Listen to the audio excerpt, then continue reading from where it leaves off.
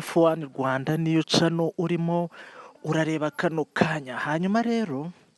Hanyuma Premier League yagize gutya uyu munsi. Premier League yatangiye kuri uyu wa gatanu, hanyuma amagame menshi yatangiye. Arsenal yatangiye itsinda, Man City nayo yatsinze. Urumva muri rusange ibintu bimeze neza ku makipe akomeye. Hanyuma nk'uko bisanzwe twe tuvuga Formula 1 ntabwo tuvuga soka, ariko burya iyo uri umusiporutifu uri yaranje ibintu byose uba ubizi niko biba bimeze. Hanyuma nubwo Premier League yatangiye, hari akanyamakuru ka Formula 1 kagize gutya bakita ngo ni Formula 1 memes. Ni twa tunyamakuru tuba kuri za Instagram, tugira gutya dushyiraho amamodoka ya Formula 1 aramutse ari amamodoka none y'amakipe ya football. Nk'uko urabona amamodoka asiganwa muri Formula 1 ubundi asanzwe ari amamodoka nyine y'ibigo bikora amamodoka. Habamo Ferrari nyine, habamo Mercedes, habamo Red Bull, habamo za Aston Martin gutyo. Hanyuma bagize gutya baravuga bati noneho reka turebe biramutse ari nk'imodoka ya Chelsea uko byaba bimeze. Niko kuyizifata nyine barazeditinga. Niyo mpamvu nabaye ntimbere yo kugira ngo mbakwite break news z'uyu munsi, reka tubanze turebe tuno tumodoka uburyo badukoze.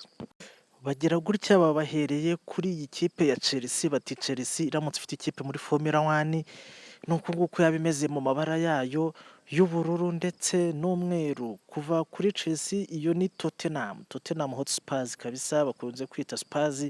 Nuko nguko yaba imeze imodoka yabo muri Formula 1. Hanyuma hagakurikiraho ikipe ya Liverpool kabisa, nuko yaba imeze abo bita ba Cops mu mabara yabo y'umutuku na ka kanyoni kabo, dore nako ngako. Iyo ni Red Devils guturuka i Manchester, iyo yaba ari Man U. Nuko nguko yaba yimereye mu mabara yayo y'umutuku nyine, kumwe bisanzwe harimo n'umweru mwinshi cyane ariko umutuku ujya kwijima.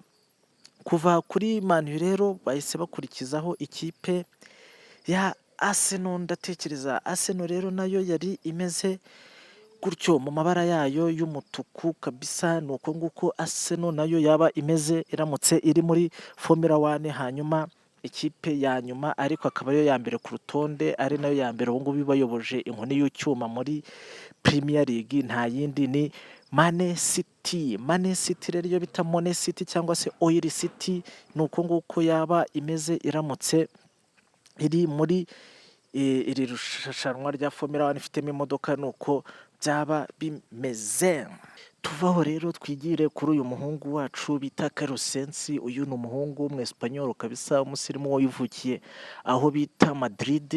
N'umuhungu wavutse kabisa mu 1994. Ni ukuvuga ngo muri uku kwa cyenda araba yuzuza imyaka 29 mu kadomo. Uyu muhungu rero byagenze gute? Uyu muhungu ubundi asanzwe atwara ikipe ya Ferrari isiganwa nyine muri Formula 1, ariko yagize gutya aratangira arijujuta ati ubu ngubu ngewe hano muri Ferrari sinishimye, bafite imodoka iri hasi, iki n'iki, abantu baturi imbere, ati none ngewe ngomba kuva hano.